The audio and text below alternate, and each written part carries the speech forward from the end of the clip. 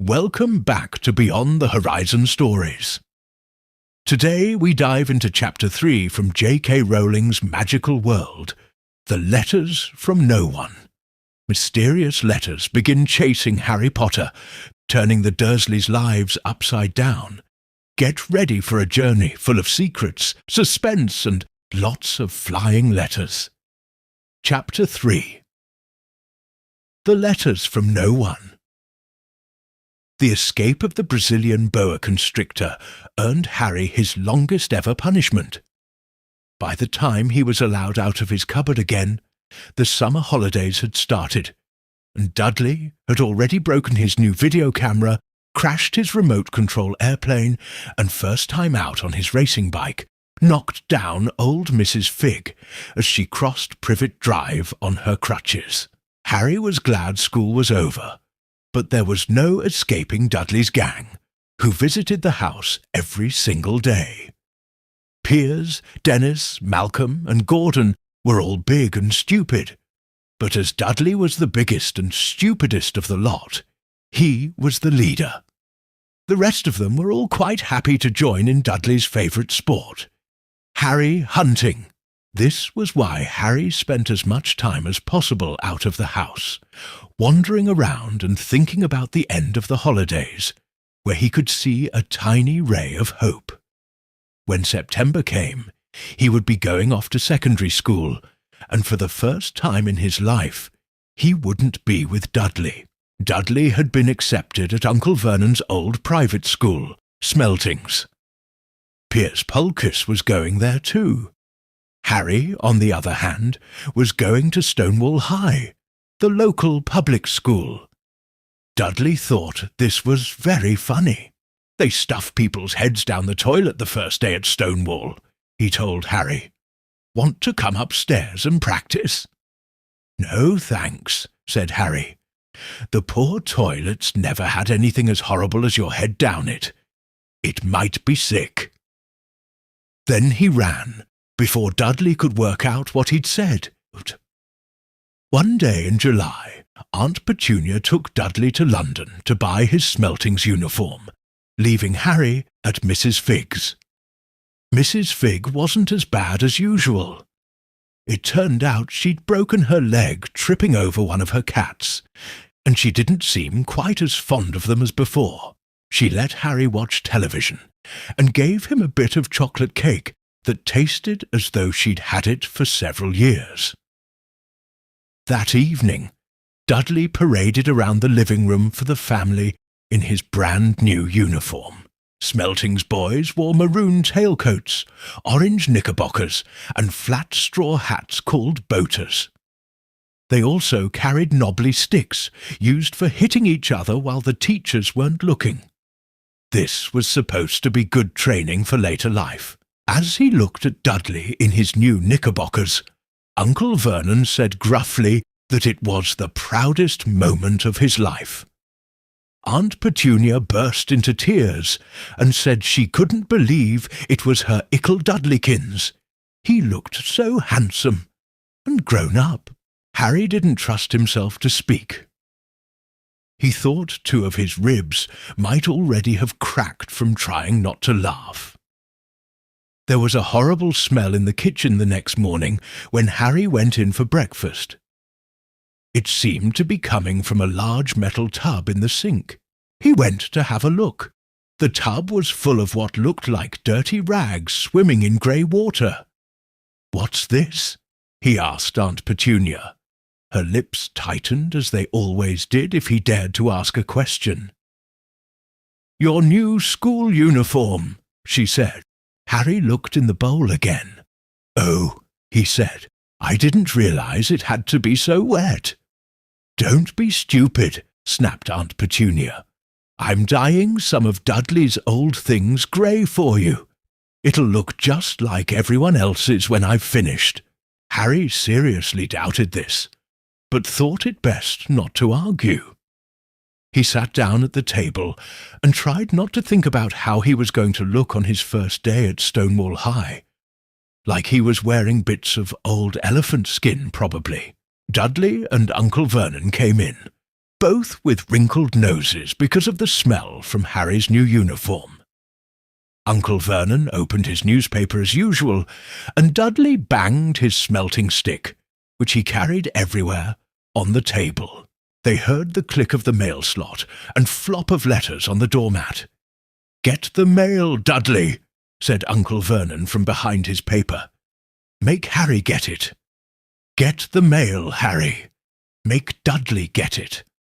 "Poke him with your smelting stick, Dudley."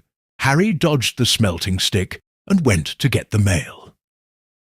3 things lay on the doormat. A postcard from Uncle Vernon's sister Marge, who was vacationing on the Isle of Wight, a brown envelope that looked like a bill, and a letter for Harry. Harry picked it up and stared at it, his heart twanging like a giant elastic band. No one, ever, in his whole life, had written to him. Who would? He had no friends, no other relatives. He didn't belong to the library, so he'd never even got rude notes asking for books back. Yet here it was, a letter, addressed so plainly there could be no mistake. Mr. H. Potter, The Cupboard Under the Stairs. Privet Drive, Little Whinging, Surrey. The envelope was thick and heavy, made of yellowish parchment, and the address was written in emerald green ink. There was no stamp. Turning the envelope over, his hand trembling, Harry saw a purple wax seal bearing a coat of arms. A lion, an eagle, a badger, and a snake surrounding a large letter H. "Hurry up, boy," shouted Uncle Vernon from the kitchen. "What are you doing, checking for letter bombs?" He chuckled at his own joke. Harry went back to the kitchen, still staring at his letter. He handed Uncle Vernon the bill and the postcard, sat down, and slowly began to open the yellow envelope. Uncle Vernon ripped open the bill, snorted in disgust, and flipped over the postcard. "Marge is ill," he informed Aunt Petunia. "Ain't a funny whelk?" "Dad," said Dudley suddenly. "Dad, Harry's got something." Harry was on the point of unfolding his letter, which was written on the same heavy parchment as the envelope, when it was jerked sharply out of his hand by Uncle Vernon. "That's mine," said Harry, trying to snatch it back. "Who'd be writing to you?" sneered Uncle Vernon, shaking the letter open with one hand and glancing at it. His face went from red to green faster than a set of traffic lights. And it didn't stop there. Within seconds, it was the greyish-white of old porridge. "Petunia," he gasped. Dudley tried to grab the letter to read it, but Uncle Vernon held it high out of his reach. Aunt Petunia took it curiously and read the first line. For a moment it looked as though she might faint. She clutched her throat and made a choking noise. "Vernon! Oh, my goodness, Vernon!" They stared at each other, seeming to have forgotten that Harry and Dudley were still in the room. Dudley wasn't used to being ignored. He gave his father a sharp tap on the head with his smelting stick. "I want to read that letter," he said loudly. "I want to read it," said Harry furiously, "as it's mine." "Get out, both of you," croaked Uncle Vernon, stuffing the letter back inside its envelope. Harry didn't move. "I want my letter," he shouted. "Let me see it," demanded Dudley. "Out!" roared Uncle Vernon, and he took both Harry and Dudley by the scruffs of their necks and threw them into the hall, slamming the kitchen door behind them. Harry and Dudley promptly had a furious but silent fight over who would listen at the keyhole. Dudley won, so Harry, his glasses dangling from one ear, lay flat on his stomach to listen at the crack between door and floor. "Vernon," Aunt Petunia was saying in a quivering voice, "look at the address. How could they possibly know where he sleeps? You don't think they're watching the house? Watching, spying, might be following us, muttered Uncle Vernon wildly. But what should we do, Vernon? Should we write back? Tell them we don't want... Harry could see Uncle Vernon's shiny black shoes pacing up and down the kitchen. No, he said finally. No, we'll ignore it. If they don't get an answer, yes, that's best. We won't do anything. But I'm not having one in the house, Petunia. Didn't we swear when we took him in we'd stamp out that dangerous nonsense? That evening, when he got back from work, Uncle Vernon did something he'd never done before. He visited Harry in his cupboard. "Where's my letter?" said Harry, the moment Uncle Vernon had squeezed through the door. "Who's writing to me?" "No one. It was addressed to you by mistake," said Uncle Vernon shortly. "I have burned it." "It was not a mistake," said Harry angrily. "It had my cupboard on it." "A silence!" yelled Uncle Vernon, and a couple of spiders fell from the ceiling. He took a few deep breaths and then forced his face into a smile, which looked quite painful. Yes, Harry, about this cupboard. Your aunt and I have been thinking. You're really getting a bit big for it. We think it might be nice if you moved into Dudley's second bedroom." "Why?" said Harry. "Don't ask questions," snapped his uncle. "Take this stuff upstairs, now." The Dursleys' house had 4 bedrooms, one for Uncle Vernon and Aunt Petunia, one for visitors, usually Uncle Vernon's sister Marge, one where Dudley slept, and one where Dudley kept all the toys and things that wouldn't fit into his first bedroom. It only took Harry one trip upstairs to move everything he owned from the cupboard to this room. He sat down on the bed and stared around him. Nearly everything in here was broken. The month-old video camera was lying on top of a small working tank Dudley had once driven over the next-door neighbour's dog. In the corner was Dudley's first ever television set, which he'd put his foot through when his favourite programme had been cancelled.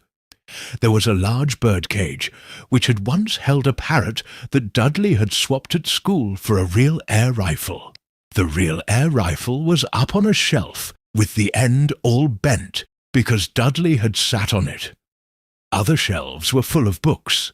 They were the only things in the room that looked as though they'd never been touched. From downstairs came the sound of Dudley bawling at his mother. "I don't want him in there. I need that room. Make him get out." Harry sighed and stretched out on the bed. Yesterday he'd have given anything to be up here. Today he'd rather be back in his cupboard with that letter than up here without it. Next morning at breakfast, everyone was rather quiet. Dudley was in shock. He'd screamed, whacked his father with his smelting stick, been sick on purpose, kicked his mother, and thrown his tortoise through the greenhouse roof, and he still didn't have his room back. Harry was thinking about this time yesterday, and bitterly wishing he'd opened the letter in the hall. Uncle Vernon and Aunt Petunia kept looking at each other darkly. When the mail arrived, Uncle Vernon, who seemed to be trying to be nice to Harry, made Dudley go and get it. They heard him banging things with his smelting stick all the way down the hall. Then he shouted, "There's another one! Mr. H. Potter, the smallest bedroom, 4 Privet Drive." With a strangled cry, Uncle Vernon leapt from his seat and ran down the hall, Harry right behind him.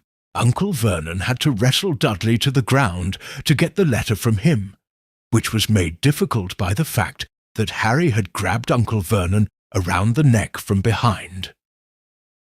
After a minute of confused fighting, in which everyone got hit a lot by the smelting stick, Uncle Vernon straightened up, gasping for breath, with Harry's letter clutched in his hand.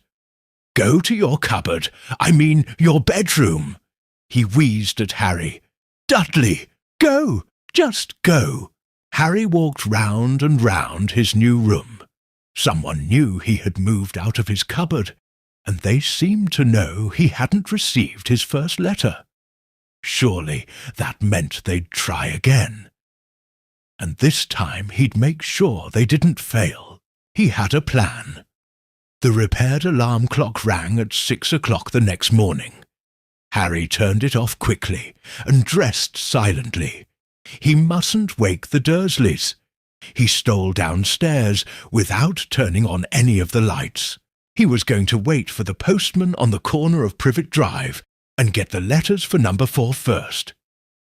His heart hammered as he crept across the dark hall towards the front door. Harry leapt into the air. He'd trodden on something big and squashy on the doormat. Something alive. Lights clicked on upstairs, and to his horror, Harry realized that the big, squashy something had been his uncle's face.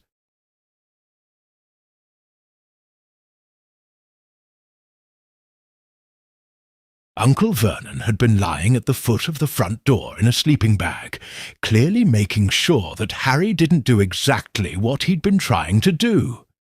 He shouted at Harry for about half an hour, and then told him to go and make a cup of tea. Harry shuffled miserably off into the kitchen, and by the time he got back, the mail had arrived right into Uncle Vernon's lap. Harry could see 3 letters addressed in green ink. "I want," he began, but Uncle Vernon was tearing the letters into pieces before his eyes. Uncle Vernon didn't go to work that day. He stayed at home and nailed up the mail slot. "See," he explained to Aunt Petunia through a mouthful of nails, "if they can't deliver them, they'll just give up." "I'm not sure that'll work, Vernon." "Oh, these people's minds work in strange ways, Petunia. They're not like you and me," said Uncle Vernon. He was trying to knock in a nail with the piece of fruitcake Aunt Petunia had just brought him. On Friday, no less than 12 letters arrived for Harry.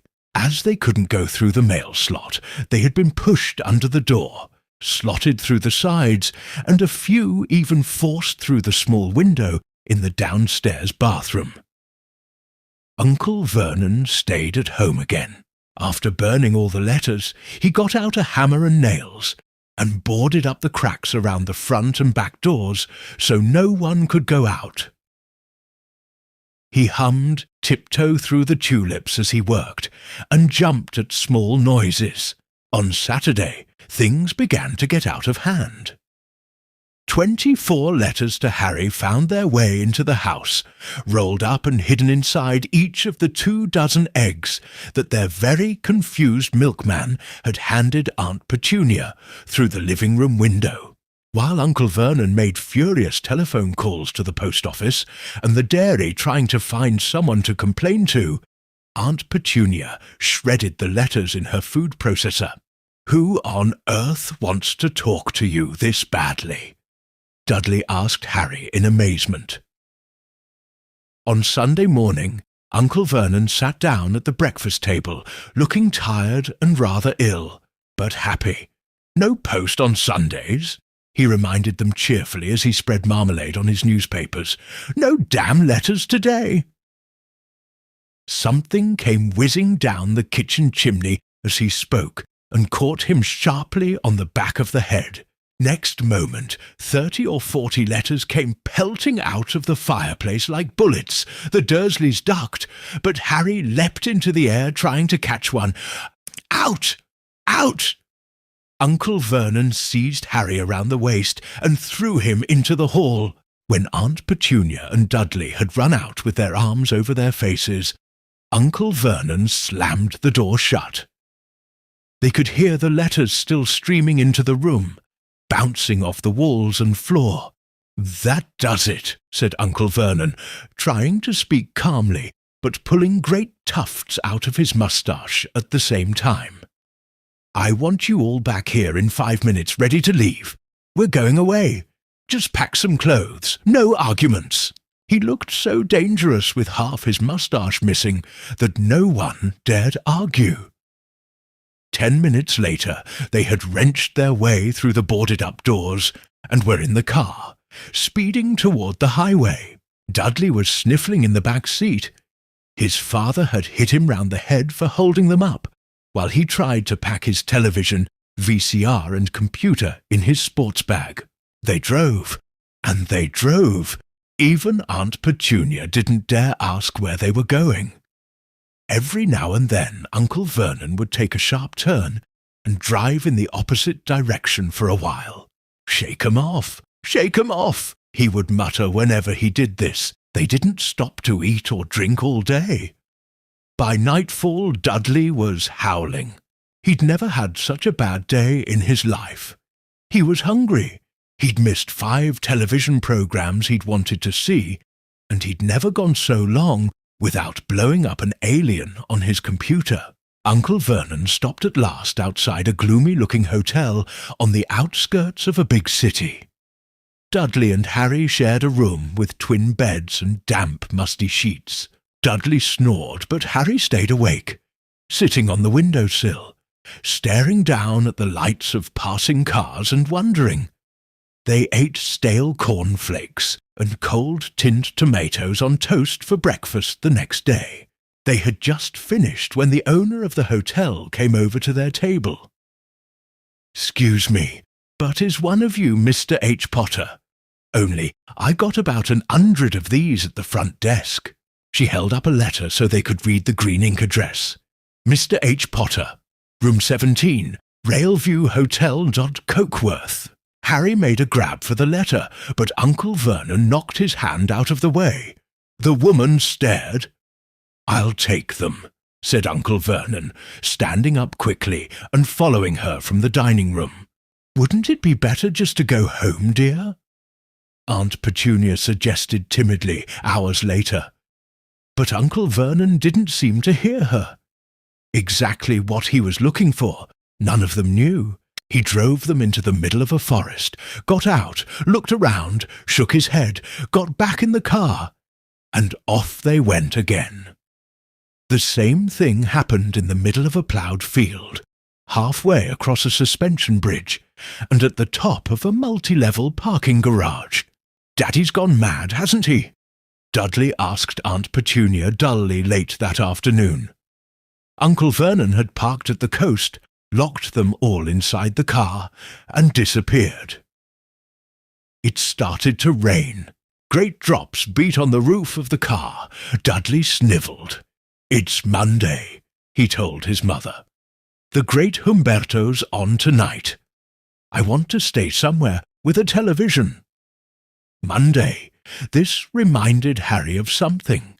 If it was Monday, and you could usually count on Dudley to know the days of the week because of television, then tomorrow, Tuesday, was Harry's 11th birthday. Of course, his birthdays were never exactly fun. Last year, the Dursleys had given him a coat hanger and a pair of Uncle Vernon's old socks. Still, you weren't 11 every day.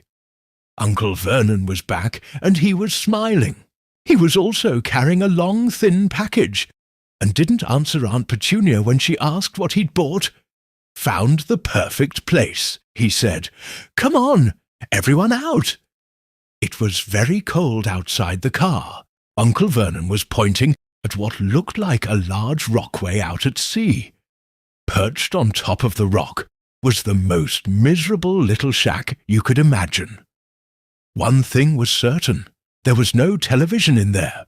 "It's the storm forecast for tonight," said Uncle Vernon gleefully, clapping his hands together. "And this gentleman's kindly agreed to lend us his boat." A toothless old man came ambling up to them, pointing at an old rowboat bobbing in the iron-grey water. "I've already got us some rations," said Uncle Vernon, "so all aboard." It was freezing in the boat. Icy sea spray and rain crept down their necks, and a chilly wind whipped their faces. After what seemed like hours, they reached the rock, where Uncle Vernon, slipping and sliding, led the way to the broken-down house. The inside was horrible. It smelled strongly of seaweed. The wind whistled through the gaps in the wooden walls. The fireplace was damp and empty. There were only 2 rooms. Uncle Vernon's rations turned out to be a bag of chips, each, and 4 bananas. He tried to start a fire, but the empty chip bags just smoked and shriveled up. "Could do with some of those letters now, eh?" he said cheerfully. He was in a very good mood. Obviously, he thought nobody stood a chance of reaching them here in a storm to deliver mail. Harry privately agreed, though the thought didn't cheer him up at all. As night fell, the promised storm blew up around them. Spray from the high waves splattered the walls of the hut, and a fierce wind rattled the filthy windows. Aunt Petunia found a few mouldy blankets in the second room, and made up a bed for Dudley on the moth-eaten sofa. She and Uncle Vernon went off to the lumpy bed next door, and Harry was left to find the softest bit of floor he could. He curled up under the thinnest, most ragged blanket. The storm raged more and more ferociously as the night went on. Harry couldn't sleep. He shivered and turned over, trying to get comfortable, his stomach rumbling with hunger. Dudley's snores were drowned by the low rolls of thunder that started near midnight. The lighted dial of Dudley's watch, which was dangling over the edge of the sofa on his fat wrist, told Harry he'd be 11 in 10 minutes' time. He lay and watched his birthday tick nearer, wondering if the Dursleys would remember at all, wondering where the letter writer was now. 5 minutes to go, Harry heard something creak outside. He hoped the roof wasn't going to fall in, although he might be warmer if it did. 4 minutes to go. Maybe the house in Privet Drive would be so full of letters when they got back that he'd be able to steal one somehow. 3 minutes to go. Was that the sea slapping hard on the rock like that? And 2 minutes to go. What was that funny crunching noise? Was the rock crumbling into the sea? 1 minute to go, and he'd be 11. 30 seconds. 20. 10. 9. Maybe he'd wake Dudley up, just to annoy him. 3. 2. 1. Boom! The whole shack shivered, and Harry sat bolt upright, staring at the door. Someone was outside, knocking to come in. And that brings us to the end of Chapter 3. The Letters from No One, from the magical world created by J.K. Rowling. The mystery is only deepening. Strange letters, desperate escapes, and now someone is knocking at the door. What's waiting for Harry Potter on the other side?